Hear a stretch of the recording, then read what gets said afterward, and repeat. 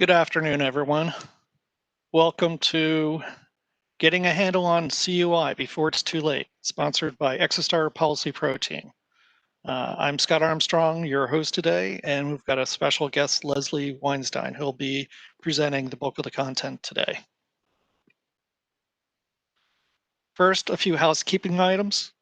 Today's webinar is scheduled to last 1 hour, including the Q&A. All participants will be muted to enable the speakers to present without interruption. Questions being answered today were submitted by attendees prior to today's event via the registration form. Many of the questions we're trying to address during the presentation as part of the materials as well. In case of an outage, please wait for a minute and then refresh the page. This webinar is also being recorded and will be available on demand via Exostar's resource library at exostar.com/resources post-event. To speak with any of our industry experts, request a copy of the slide deck, or to submit additional questions or clarifications, feel free to reach out to us at cmmc-team@exostar.com. So I'm Scott Armstrong, Senior Director for our Cyber Risk Analytics and Insight Solutions at Exostar. I'm your host today, and Leslie Weinstein is the President of CMMC Consulting, and she'll be presenting the bulk of the materials. Leslie is an Army Reserve Major with more than 15 years experience in consulting, as well as working for the Department of Defense. In addition to her experience on active duty for the DIA, Defense Intelligence Agency, and with offensive cyber operations at the Army Cyber Command, she's consulted for the Office of the Undersecretary of Defense for Acquisition and Sustainment, the DoD CIO, and the Air Force. As a consultant, Leslie focuses on cyber policy, strategy, and has contributed to several initiatives impacting the entire DoD cyber workforce, including the DoD Cyber Workforce Framework and the Cyber Accepted Service. For today's agenda, we're going to be talking about Controlled Unclassified Information, CUI. What is it? How do you know if you're handling it? What happens when it's no longer used? And how does it flow down from the DoD to a prime and then to me? And we really want to cover the full life cycle of how, from beginning to end, of managing CUI, identifying it. We'll have a brief update on CMMC at the end of the presentation. Then we'll do a few additional questions and answers based upon submitted content that came in previously as well. On that note, I'd like to introduce Leslie and hand it over to her. Leslie, on to you. Hi, thank you, Scott. Very nice introduction, and I will carry on. So next slide, please. All right, so I want to start with defining CUI by the books, because that's where everybody tends to start, and we can build our definition from there. So CUI is defined as information that the government creates or possesses, or that an entity creates or possesses for or on behalf of the government, that a law or regulation requires additional safeguarding, more so than just regular information. CUI does not include classified information or information that a non-executive branch entity creates or possesses or requests. So I want to make that clear that CUI applies only to the executive branch, and it is information that is generated for or on behalf of the government. So if the government is not asking you to create it, or you are not creating it for the government, for an executive branch agency, it cannot be considered CUI. Next slide, please. Okay, so as Scott alluded to earlier, we are going to answer some of these really exciting questions. How do I know if I have it? Where can I find it? What happens when it's no longer used? And how does it flow from the DoD to a prime and then to a subcontractor? Next slide, please. All right. So the first place you should go to ask if you have CUI is go to your contracting officer representative, your core. These people should be able to tell you what should be produced as part of your contract. Currently, there's no standard form that tells you if you have CUI. The ISU, the Information Security Oversight Office, is currently working on a form that will go on top of every executive branch agency contract, and it'll tell you explicitly what types of CUI you have, the handling requirements for that CUI. But until that time, first check with your core. If your core doesn't know, or if you think that the core is not giving you all of the right information, look at the files and the documents that you receive from the DoD or your other executive branch agencies.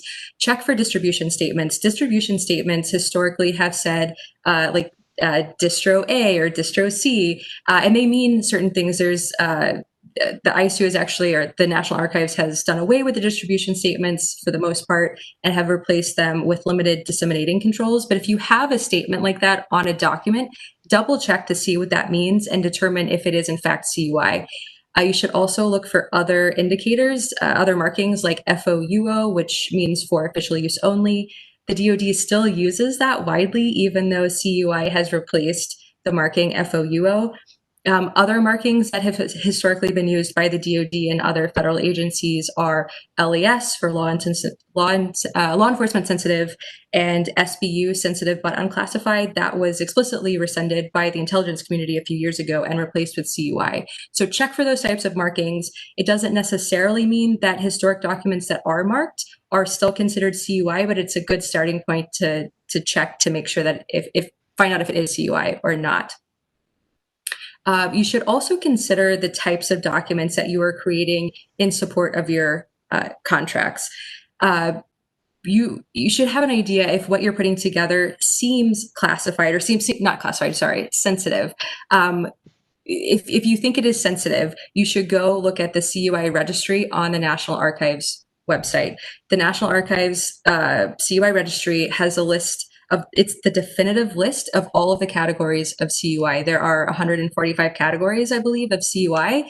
And if the information you are creating falls into one of those 45 categories, that information is CUI. And the reverse is true. The inverse is true. If you are trying to find information and it's not fitting into one of those 145 categories, that information is not considered CUI. So that is how you use the CUI registry.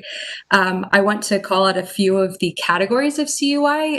These categories get thrown around a lot, and so I want to provide some clarifying information on these categories explicitly.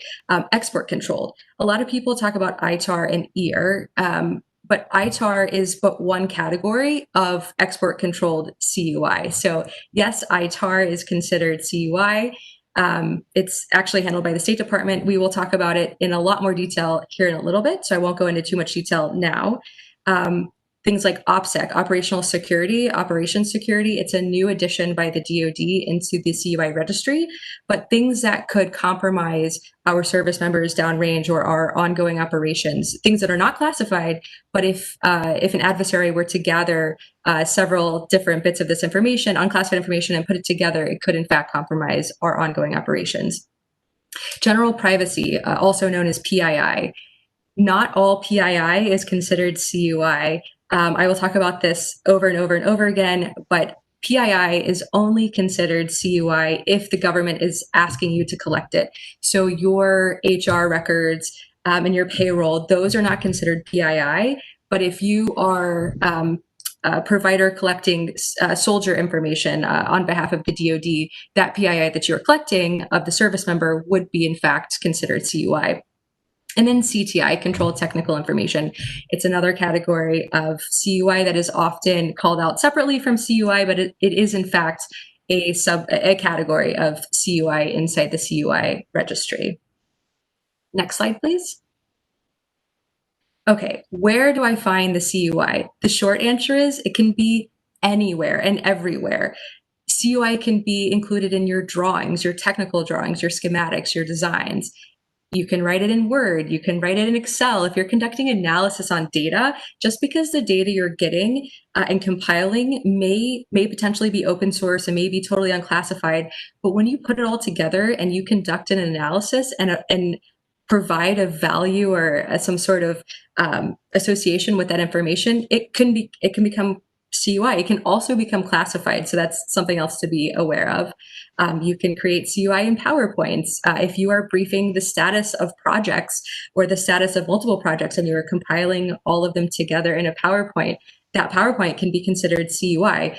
There's actually templates, I think the DoD has, that the template header and footer says, unclassified, but considered CUI if filled in. So be very cognizant about populating data into forms. If the form is blank, it's unclassified, but when you're filling in that those blanks, then it becomes CUI.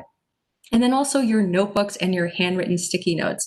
In the intelligence community, you see this all the time, people walking around with little green DoD notebooks that have, in black Sharpie, the, secret or TSSCI, because the notes you take can be considered CUI. Your sticky notes during a call, anything you're writing down and jotting down as note can be considered CUI. So you either need to destroy that when you're done with it, or make it non-legible, like you can mark through it with a Sharpie to make sure that somebody doesn't read it. But you can create CUI anywhere. It doesn't have to come in any form. It doesn't have to come from the DoD. It can appear anywhere, and in any way that it's created, it is considered CUI. And again, you can make hard copies and soft copies, whether you're typing it into a computer or you are saving it on a thumb drive and carrying it somewhere else. That thumb drive has CUI on it, or if you're printing stuff or taking notes, it can literally be anywhere. Next slide, please. Okay, so what happens when CUI is no longer used in a contract? So this, there's different answers, right? So you can either destroy the CUI if you personally don't need it, or your contract doesn't need it and you're not using it anymore. You can destroy it. We'll talk about that in a second. Or if you think that the information no longer rises to the CUI level, you can ask the Department of Defense to, quote, decontrol it, which means that information, it's kind of like how the intelligence agency declassifies something. Decontrolling CUI is the process here. So when you destroy CUI, you can destroy hard and soft copies. And the policy states that you should render the CUI completely destroyed, meaning that it's rendered unreadable, indecipherable, and irrecoverable. There are some specific guidelines on shredding requirements, and I think I addressed that in a subsequent slide. But basically, if you're doing your due diligence to make sure that information cannot be retrieved, then you're meeting the intent of the law. I recently used a Sharpie, the old-fashioned way, to redact my PII on a piece of paper, and that is sufficient because I have rendered my PII indecipherable and unreadable. And then decontrolling. There is a DoD instruction that lays out the process by which information goes through in order for the DoD to acknowledge that information no longer requires the additional safeguarding and handling, and will decontrol it so that information can be made publicly available. Next slide, please. Okay, so I apologize for all of the lines and colors on this slide, but I wanted to put a lot of information in one central location. So how does the CUI flow from the DoD to a prime and then to me if you're a sub? You can also be a prime, and it flows the same way. So I want to point out again that CUI and FCI is only created under contract with the government, which is why I put those yellow stars on every down arrow showing that if you're under contract and if the DoD is asking you to do this, then it should be considered FCI and potentially CUI. The DoD doesn't necessarily have to provide you any information. The information that you're generating on behalf of your contract can be considered CUI, and it's most definitely FCI. FCI is federal contract information, which is essentially everything you're doing for the government under a contract that isn't CUI. So if you're trying to look for a similar aspect in the business community, anything that you're doing under an NDA with another company, something that you shouldn't tell anybody else about, or you're not going to put on your public website, that's what FCI is. It's information that's not publicly available. You can't release it to the public. There are minimum safeguarding requirements that are established in the FAR for FCI, and CUI is but a higher level of protection for that information. So again, DoD will have a contract with the prime, and the prime can either be handed CUI and FCI, or the prime generates that information. The prime may also flow that information down, or that need to generate information down to subs. And in turn, those subs will produce CUI or FCI and flow that back up to the prime, who then flows it up to DoD. So CUI and FCI flows both ways. It's not a one-way street. Everybody who generates and handles CUI has the responsibilities the same as DoD has when they generate or transmit CUI. So it's not just DoD failing to do their jobs by not labeling it. The defense industrial base really needs to realize that they too have the responsibilities here to mark and label and handle CUI in the same way that they would expect DoD to handle it as well. Next slide, please. Okay, so the CUI life cycle. I put this life cycle flow chart together to try to break down the CUI life cycle and make it a little bit more manageable and to create opportunities for teaching points along the way. I have this located on a website that I put together. It's dodcui.com. Almost all of this information that I'm talking about is on DoD-CUI. The reason why I created this website is there's not a central repository of information for DoD-specific CUI. There is the National Archives CUI registry. It is great for the national policies, but DoD has their own set of policies that are slightly different from the federal government. And I wanted to provide a resource for the defense industrial base. So I've put this website together. This CUI life cycle is there, and all this other information we were about to talk about is located there as well. So the CUI life cycle, again, starts at the time it's created. Whomever is the authorized holder that is creating that information, that's when the life cycle starts, whether it's labeled properly or not. It is CUI. Whether it's labeled or not, it is considered CUI. And then that information has a life as it goes through the process of being identified as CUI, being designated which category as you mark it. And then after you mark and label it and you've got this file that it's CUI and it's marked and it's categorized and it's good to go, you're going to do one of two things with that. You're either going to store it either physically or electronically, or you're going to disseminate it either to the DoD or a sub or somebody within your organization or potentially somebody outside of your organization. When you disseminate it, you can either leave the CUI intact, meaning you just hit send, attached file, and you're good to go. Or you have the opportunity to remove that CUI. If the person you're sending this document to doesn't necessarily need all of that extra information, you can strategically and very methodically remove that information that makes it CUI and redact it, remove it. And once you do that, that document becomes FCI, federal contract information, and it makes it a lot easier to handle. It removes the burden of the person you're disseminating it to. It removes the responsibility on you if somehow that information is compromised. You will not be held responsible. You've done your due diligence to remove the CUI. So at least the compromise is only of FCI and not of CUI. So, and then after you store it, you will either destroy it or decontrol it. So this life cycle incorporates every aspect of CUI.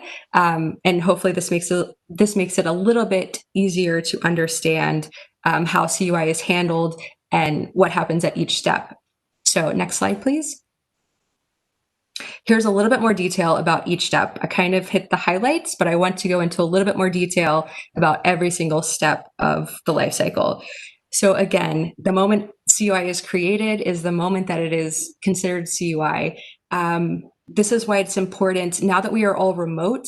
You should be cognizant about what you're talking about on the phone and who's around you, because you can have CUI conversations. You can talk about things that you're seeing on your company or DoD laptop that is considered CUI. And if you speak that information out loud in front of your Google Voice or in front of your friend or significant other who is not an authorized holder of CUI, talking about it, that's not okay. You should be in a controlled environment. When you're speaking about it, you should just be aware that CUI is CUI from the moment that it is created. If you are creating a document, whether you're writing it physically on paper or creating a drawing or typing a paper, when you're creating CUI, you should identify and designate it as CUI. So first, you need to realize that this information has a nexus to the government, that you're creating it on behalf of your contract. Then you need to figure out which category of CUI it is.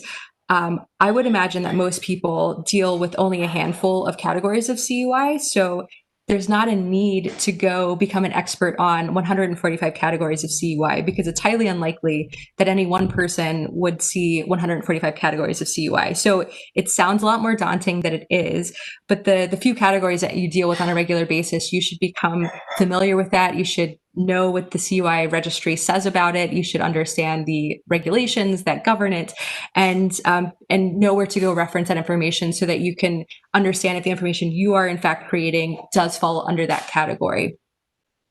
And then you need to designate it as such. I know identify and designate sound like the same terms, but they are actually different. Identifying is realizing it, and then designating it means you're applying the the proper marking and labeling to make it that category. And you, as the authorized holder creating it, it is within your authority to identify and designate that CUI. And the next step is kind of bleeds into that previous one, which is mark and label. The CUI or the National Archives CUI website has a marking and labeling explicitly how to add headers and footers and portion marking and how to annotate in emails if you have CUI. But you should be aware that the DoD's CUI policy is slightly different with regards to marking and labeling. For example, the National Archives says that footers are optional when marking CUI, whereas the DoD requires footers. So in the DoD, you will always see a header and a footer, whereas other executive branch agencies may not require a footer. Portion marking is something that is optional in both policies. I highly recommend it as an intelligence officer who has declassified tens of thousands of pages. Portion marking your documents as you create them and label them, make it easier on the back end to strip out just the CUI if you want to transmit that document to a non-authorized holder of that CUI. But again, it's optional. The CUI website, the National CUI website, has a great resource for how to exactly mark and label your documents. But every CUI category, every specified category of CUI has a very specific acronym for how you should label that category of CUI. Let me explain CUI basic and CUI specified. These are the two categories, or they're not categories. The National Archives, I think, calls them, quote, flavors of CUI. CUI basic is, and they're not one is higher than the other. They're both considered CUI, but CUI basic, it has the basic safeguarding requirements that are required within NIST 800-171. And then CUI specified, it has other, quote, specific details for how you handle it, which is why it's called CUI specified. One is not higher than the other, but every category within the CUI registry is annotated as either CUI basic or CUI specified. And sometimes a category can be both, just depends on what it is and how you're using it. So again, you should reference the CUI registry to make sure that you are labeling it properly because you're identifying it and designating it properly. It'll be easier if you've done this a few times. The first few times will be difficult, but I can assure you that it becomes second nature if you do this often. All right, so you've marked, labeled, identified, everything's good to go with your CUI document.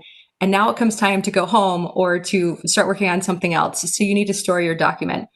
If you're going to store it on an information system, you need to make sure that that information system is compliant with NIST 800-171. The title of NIST 800-171 is called Protecting CUI and Non-Federal Information Systems. You should probably have made sure that your computer is NIST 800-171 compliant before you started typing.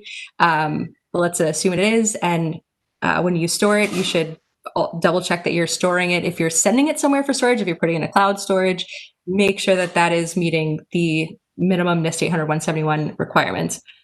If you have printed a material or if you have a notebook in your office and you've been taking CUI notes, you can't leave that out at the end of the day on your desk. You have to put that away in a locked drawer, a filing cabinet. This is not the same as classified information. Classified information has a much higher standard for storage. CUI just has to be in a locked drawer. I actually keep a drawer back here because I am still in the Army, so we print off org charts and all sorts of things, and so I just throw it in my locked filing cabinet, and that meets the intent for secure storage. But physical storage also requires a controlled environment. I'm at my home, so I don't have any visitors, but if I were in an office, your secure environment would have to, you would have to escort your visitors. You have to have an escort roster, like who's coming into your space. You have to sign them in and sign them out. So you just want to make sure that you have a controlled environment and that you are also storing it in a locked cabinet of some sort. Disseminating CUI. Again, you need to disseminate it to authorized holders only. Authorized holders, it's a pretty broad category. CUI is much different from intelligence information. In the intelligence community, everybody wants to be secret squirrel and not disseminate to anybody because you have to have a need to know and you have to have access and you have to have all sorts of things. CUI is totally different. And the law, the executive order that establishes the CUI program makes it explicitly clear. The government wants you to share CUI as widely as possible, as long as it's legal. So you need to make sure that you're sending it to an authorized holder, somebody who is also supporting a same or similar contract. It does not have to be a US person or a US citizen even. There's a lot of misperception about that. Unless the document explicitly says that it is not for foreign recipients, there's no reason that it can't be. For it to be received by for a foreign person to be working on it, it does have to be approved by the equity holder. And by equity holder, I mean whomever you're making this document for should be aware and you should seek their approval. But there's no reason that you can't have foreign nationals working on a CUI document. And make sure before you send your CUI document that you're also distributing it in the authorized manner that abides by the distribution statements or the limited disseminating controls. Some of the limiting disseminating controls are for federal employees only, which we wouldn't have those because we're contractors. But be cognizant of what the limiting disseminating controls are before you send it. But as long as you're abiding by all of those, you can send it as widely as possible. There's not a need to know requirement for disseminating CUI. But I highly recommend removing CUI. This is a culture change. I think the DoD put the DFARS clause into every contract so that everybody could just send CUI to everyone and it's fine because they all have the DFARS clause. We're all safe here.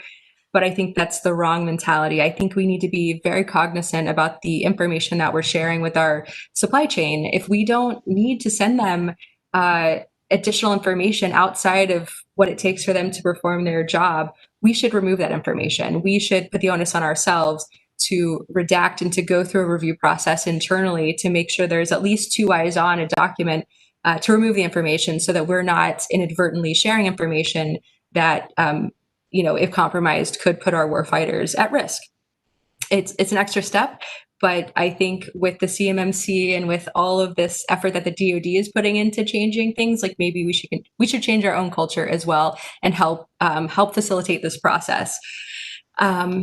Let's see, and then destroying the information. So again, you should destroy hard copies and soft copies of CUI. There are three terms that are used to describe the how you can destroy it on soft copies. They're called clearing, purging, and destruction. And if you want a more detailed explanation about what each one of those are, there is a NIST special publication for it. It's NIST SP 800-88, and it's the guidelines for media sanitation.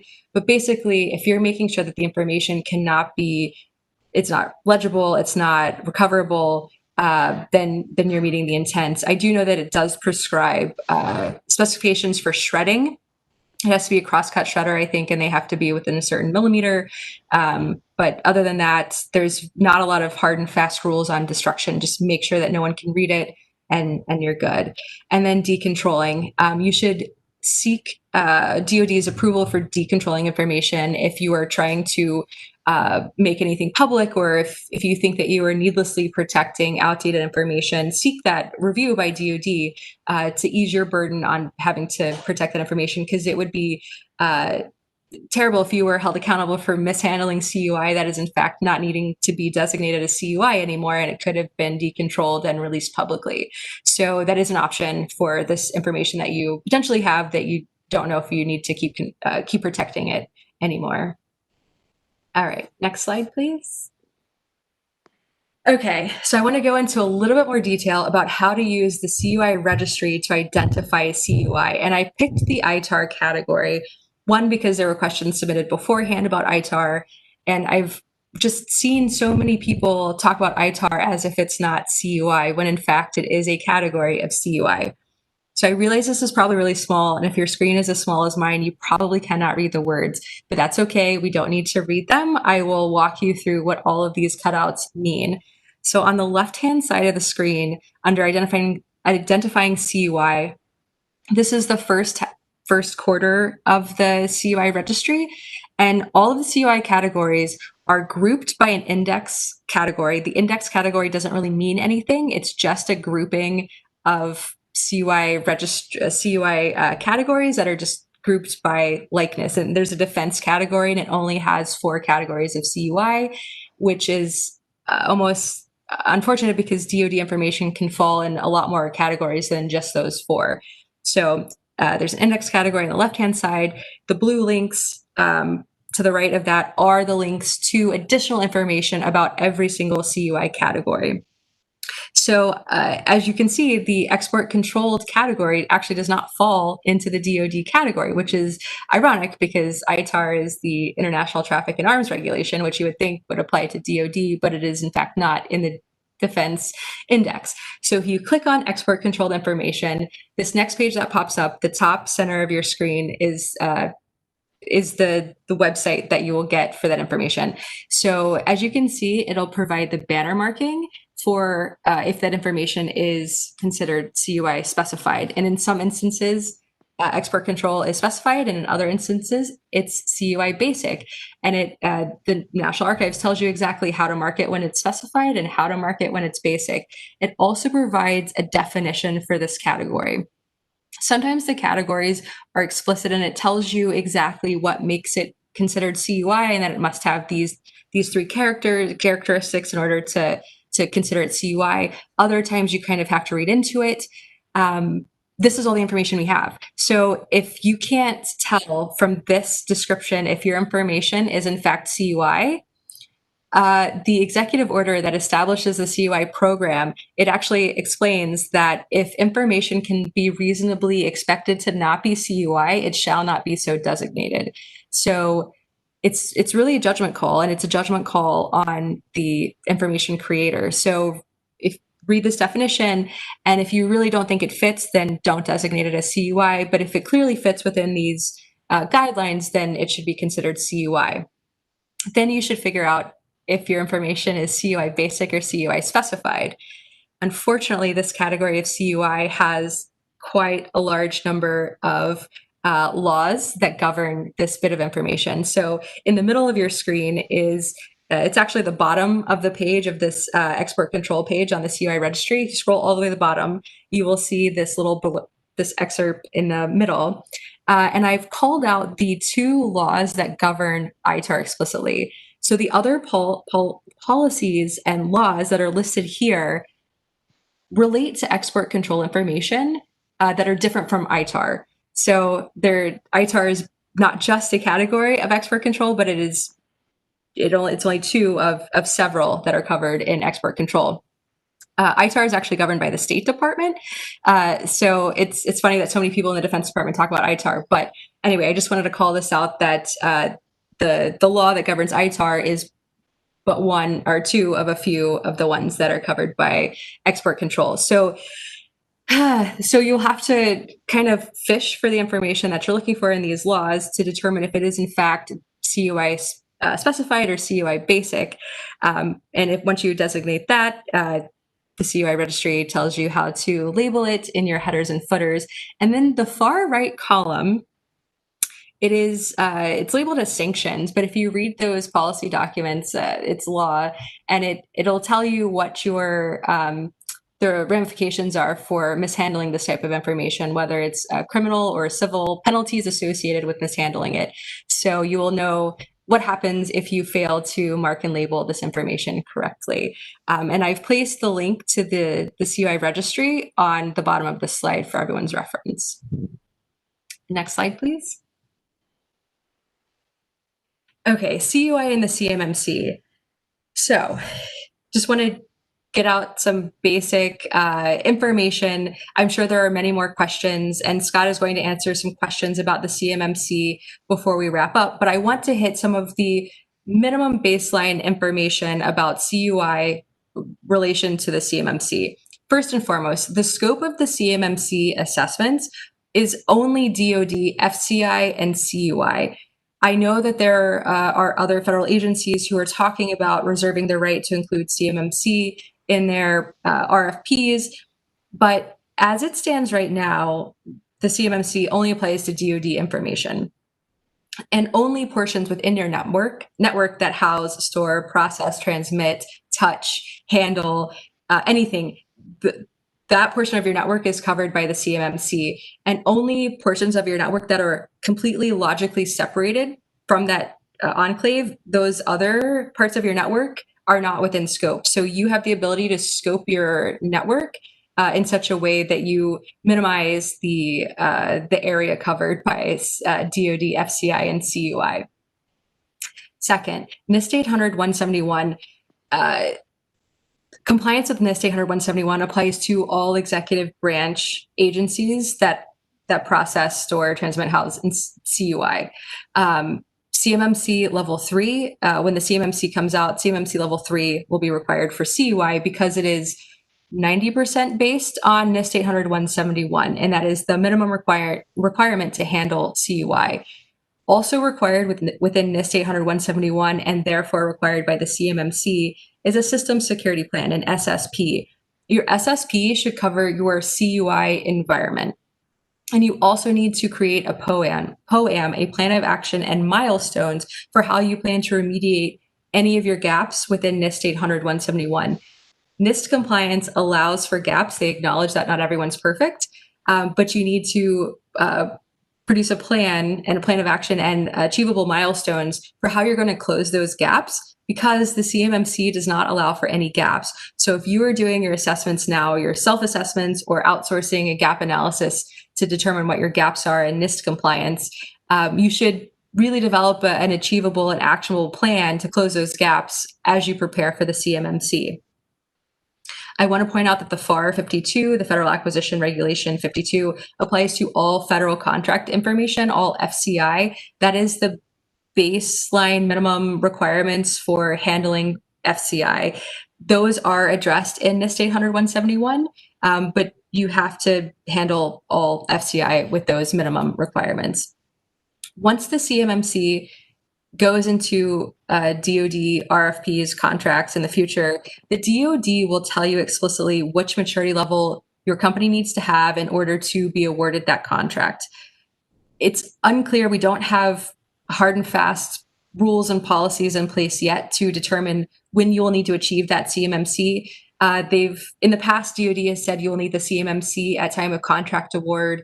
Recently, the DoD has kind of softened that language and said that the maturity level that you will need to achieve at some point during the contract is going to be listed. So it's unclear if you will need it before contract award, at contract award, or during some period after contract award. And then all contracts that contain FCI will need a CMMC level 1. The DoD has talked about carve out for COTS, which are commercial off-the-shelf products. But only if your company only produces COTS will this exemption apply to you. So that's probably not very many of you guys. If you're tuning in, you probably will all have FCI at a minimum and will therefore need a CMMC level 1. And then if you handle CUI, you will need at least a maturity level 3 in order to handle the CUI, because a level 3 incorporates all of the NIST 800-171 requirements. Next slide, please. Okay, and the CMMC update. So there has been some interesting news and important news in the world of CMMC. The DoD announced earlier this week that they are in the process of finalizing an interim final DFARS rule. So the DFARS is the Defense Federal Acquisition Regulation Supplement. And in order for the CMMC to be included into defense RFPs, the CMMC needs to be included into the DFARS. So the DoD has been updating the DFARS, has been working on that for 6-7 months now, a long time. Normally, we would see a rule change come open for public comment. The public, you and I, would get to read it, and we would get to provide our comments and concerns and suggestions, and DoD would incorporate those changes potentially, and then would release a final rule. But that's not what is happening this time. So they're introducing an interim rule, which will go into effect immediately. As soon as it's published, it'll tell us when it goes into effect. We will be able to provide comment at that time on this interim final rule. The DoD may or may not incorporate our suggestions and comments into a final rule. And then the DoD will publish a final rule without it coming open for public comment. So it's a slightly different process. But this interim final rule, the summary, an executive summary, was published earlier this week. And it's an interesting update. So the DoD has also published a NIST 800-171 assessment methodology, which is part of this DFARS interim rule. The interim rule actually mandates that all defense contractors will conduct a self-assessment against NIST 800-171 and score their self-assessment according to the methodology, and will upload their assessment score, not the actual assessment, will input their score into the supplier risk management, the SPRS, and that they will have to do that. That is considered a basic assessment, and everybody is required to do that. This DFARS rule change also allows for DoD to conduct a medium confidence and a high confidence assessment on contractors. It's unclear who's going to need a medium or a high, but a medium assessment is conducted by DoD personnel, by a PMO office, and it would be a review of your SSP. If you do not have an SSP, the results will be that they cannot conduct an assessment and there will be no score. And then a high confidence assessment will be done either virtually or in person by defense personnel who will come and want to go through your self-assessment to verify your self-assessment score. So what this means for everybody is that you need to be, one, conducting, I would say, a gap assessment right now. Two, you need to be extremely careful about your self-scoring and how you're awarding points, because the DoD may want to check your work to make sure that you're doing exactly what you say you're doing. So this is kind of a change from what we've been talking about with CMMC and third-party assessments. Now the DoD is mandating self-assessments with a very explicit scoring methodology. So there's that. Then on the other hand, the CMMC update, so the self-assessment is NIST 800-171, and it seems almost unrelated to the CMMC, but the DFARS rule change does introduce to us the CMMC, which is a third-party verification of the CMMC maturity model. And in that vein, the CMMC accreditation body has been diligently training and certifying provisional assessors. I think there's a group of provisional assessors who are fully trained and certified to conduct up to a CMMC level 3 provisional assessment during this provisional program. I'm not sure how long the provisional program lasts, but until all of the final assessors and all of the final assessment methodology has been fleshed out, these provisional assessors will be hitting the streets conducting provisional assessments. Currently, there are no certified CMMC assessors who are fully trained. The only ones in existence are the provisional assessors, and there are currently no approved C3PAOs either. C3PAOs are the companies who employ the assessors. So if any organization is out there telling people that they can do an assessment and grant you CMMC certification, that is false. The only assessors available are provisional assessors. So I just wanted to put that information out there as well. And that's kind of where we are with the CMMC update. Thanks, Leslie. That's very good. Now I've got about a half dozen or so questions that I want to go through that we didn't cover. And I'll start with questions for you. Here's the first question. I am interested in learning more about simple ways organizations are establishing effective data marking and label processes. Yeah, so my advice would be to, if you have a larger organization and can spare a couple bodies who specialize in this, maybe train them. Actually, I did not note in the slide deck, CUI training is mandatory in the DoD CUI program that DoD published back in March, I think. It requires that anybody who does or may handle CUI must receive initial and annual refresher CUI training. So I would pick a couple people who are really good at having attention to detail, make sure that they receive training, make sure that they receive extra training, and send some documents, set up a process so that they are reviewing things that go out the door. If you're redacting CUI, have these people be your second or final set of eyes that review all documents. The agency I worked, or the office I worked in within the Defense Intelligence Agency, we were explicitly set up to review and declassify thousands and thousands of pages every month. And we had 100 people, and it was a huge operation, but you can definitely scale that down and create people who are subject matter experts that know the CUI information like the back of their hand. and try to plug them into some sort of process where you're, as information comes in or as information goes out, set up a review so that you have at least two eyes on things before it leaves your office. That's CYA, and that's best practice, and that will make sure that you're doing your due diligence so that if anything comes back, if there is any sort of compromise, you have established a policy or a procedure for this. I know that's not simple, but I think it's necessary. All right, good. Here's another one. Is it necessary to have two-factor authentication, 2FA, on all users on the network or just for users with access to CUI? Yeah, so if your network houses CUI, then everybody who accesses that network should have it, because you're protecting your environment, not just that. I mean, you're protecting your data that relies in that resides in that environment. So you do not need MFA or 2FA on logically separated networks that do not have CUI, but anybody who's logging into that CUI environment should have multi-factor authentication. Got it. Now, here's another question about CUI, but it's related to an SSP. Do you have a sample or an explanation about how you would deal with CUI in an SSP, especially so you're making sure if you have to go through an audit or whatever that you've got it covered correctly? Yeah, so NIST has an SSP template on their website. I'm sure we can send that link out to people afterwards.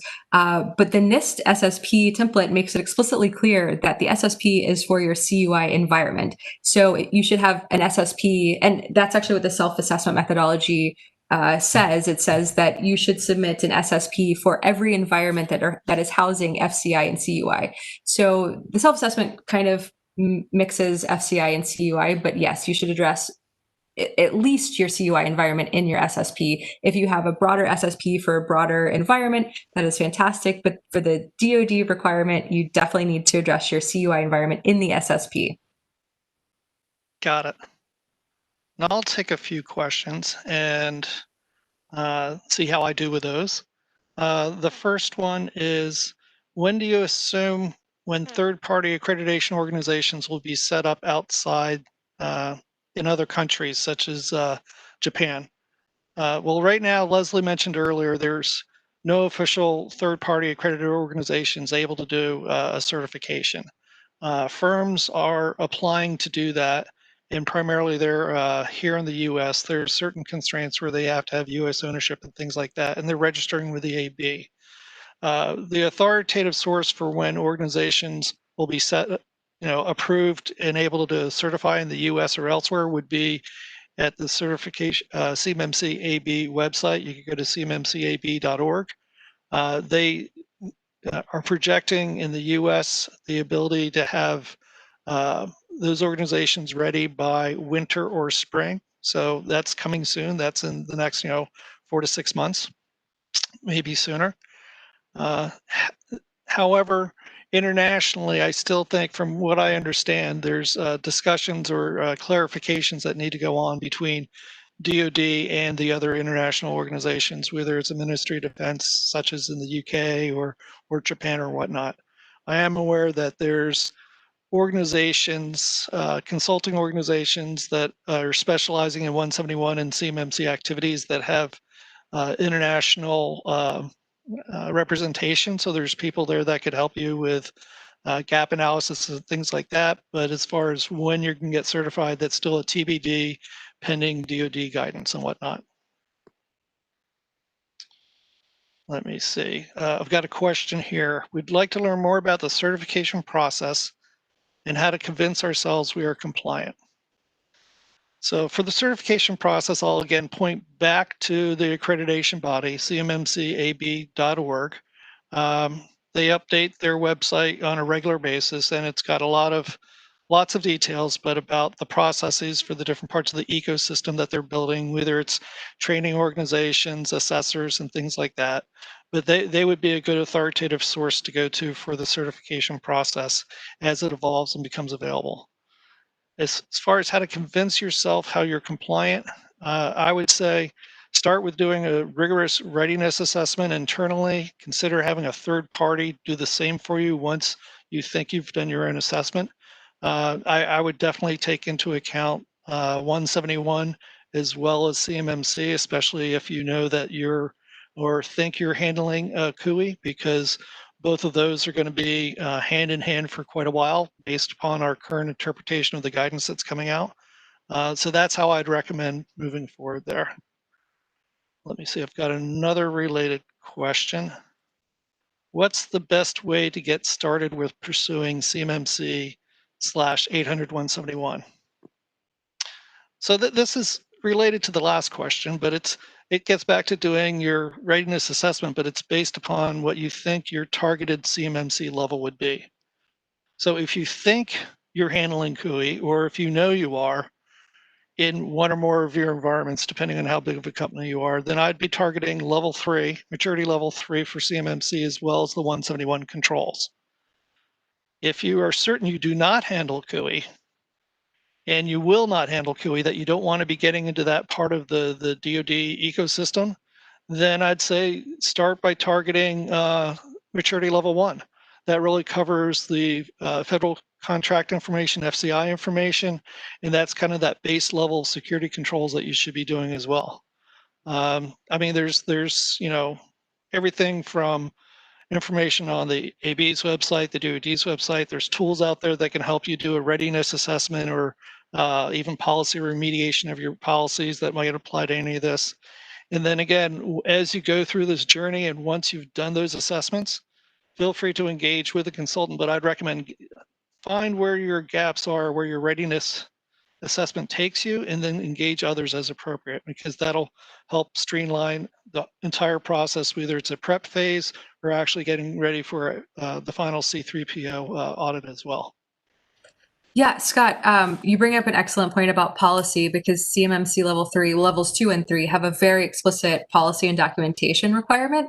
And I have found that that is the longest pole in everybody's tent, because they either don't have it, or they haven't reviewed it, or it's not institutionalized. But yes, start with a policy, like consider what you're actually doing, your actual procedures, because I guarantee people have procedures in place that are not documented, but the CMMC requires that you document those procedures. So start doing that kind of work. Even if you can't do a full-fledged gap analysis internally, like have, designate somebody within your organization to get a handle on the policies and procedures, because that will take you the longest time to remediate. So let me ask you a question on that one, Leslie, because the maturity level 1 doesn't require policies, but I've talked to a lot of some people that are going to be provisional assessors or trying to get in the program. Would policy still be useful for evidence to be able to show how you're doing it if you're going through a maturity level 1 assessment? Yeah, absolutely. I would document everything, because you may not remember exactly what your procedures are if some assessor shows up at your doorstep and wants to know what you're doing for, the first control. Yes, I would document everything. But for level 1, you still, I'm pretty sure, need, I think, a system security plan, or at least a risk assessment. Those are two very basic things that companies should have. You should consider doing those, even if they're not explicit requirements. But yes, I would at least document your procedures, even if not policies, because policies aren't required, but document your procedures, because 1, you can send it to your employees as an employee handbook, but 2, it will absolutely help and hopefully reduce the time and cost of your CMMC assessment. Yes, and I've heard that as well. The less you have documented, the more it leaves open for kind of a wandering assessment from a third party, from the auditor, which is not what anybody wants if you want to be cost effective. Now, I had several questions around, and I'll combine them into one, relating to managed service providers or cloud providers and things like that. How do you know which cloud provider is going to be appropriate for what type of information and whatnot? And right now, the guidance that I would give is that I believe the AB and DoD will probably be doing additional guidance around that as they publish assessment guidelines and things of that nature. However, if you're working with a cloud provider or an email provider from the cloud, I would ask them about their compliance capabilities. Are they 171 compliant today? Typically, the large service providers and even the boutiques, they're going to have gone through rigorous processes, so they're ready to answer those questions and provide that supporting documentation. And you can ask them, what are your plans for CMMC certification, or et cetera? And if they can't answer those questions, I would say that that might not be the provider you want to be working with. But if they've got a significant program set up and they can talk to you about it, they've got some authoritative answers, then that's somebody that you should consider working with. But I would still, look to how they align with what the DoD and emerging CMMC AB guidance would be. Would you have any other feedback on that front, Leslie? I know it gets a lot of gray areas in there. Yeah, as a consultant, I have a lot of strategic partners with people in complementary services that are not competitors, but we want to partner together to deliver solutions to our clients. But I am really reluctant to partner with an organization who will not provide me documentation about the level of compliance that they provide to their customers, because that's what I can tell my customers, like, hey, you should consider this product because you will achieve boom, boom, boom, and boom from this company. Like they should use it for their marketing materials. So if you ask your cloud provider or your MSSP, how can you provide compliance, and they can't tell you, one, ask if they can create it. Because a lot of them I have found are really amenable to, they're like, oh, I didn't even think about that. Sure, like we'll work on it. So a lot of companies are working on that actual documentation, because I think it's necessary to document per control the level of compliance that you're getting from each product. And this also helps you as a customer.